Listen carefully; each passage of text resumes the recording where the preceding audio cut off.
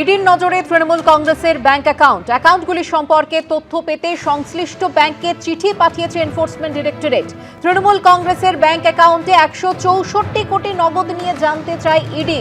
বিস্তারিত জানতে সরাসরি চলে যাব আমাদের প্রতিনিধি আবির দত্তের কাছে।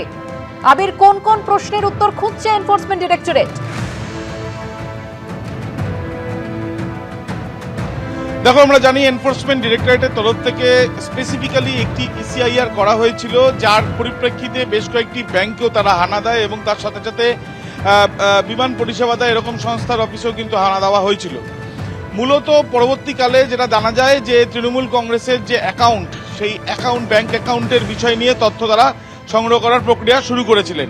এই নির্দিষ্ট ইসিআইআর এর পরিপ্রেক্ষিতে তারা যে তথ্য জানতে পাচ্ছেন সেই অনুযায়ী তারা যেটা জানাচ্ছেন, যেটা জানা যাচ্ছে তাদের সূত্র থেকে, যে 12টি অ্যাকাউন্ট ছিল, তার মধ্যে থেকে 3টি অ্যাকাউন্ট ফ্রিজ হয়েছে এবং বাকি যে 7টি অ্যাকাউন্ট রয়েছে সেই পরিপ্রেক্ষিতে তথ্য তারা সন্ধানের প্রক্রিয়া চালাচ্ছেন।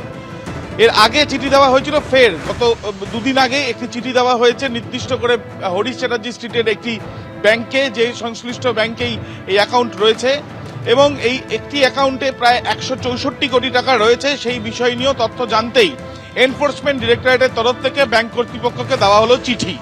এবং তোমায় জানিয়ে রাখি যে এই যে এর আগে যখন তল্লাশি অভিযান চালানো হয়েছিল এবং তার পরবর্তীকালে টাকার লেনদেন কি হয়েছে সেই সংক্রান্ত বিষয়ে তথ্য প্রমাণ সংগ্রহের জন্য বা সেই তথ্য বিষয়ে জানার জন্য এই যে ম্যারাথন যে তল্লাশি অভিযান বিভিন্ন জায়গায় হয়েছে, তার সাথে সাথে ব্যাংকেও সঙ্গে যোগাযোগ করেছিলেন ইডির আধিকারিকরা।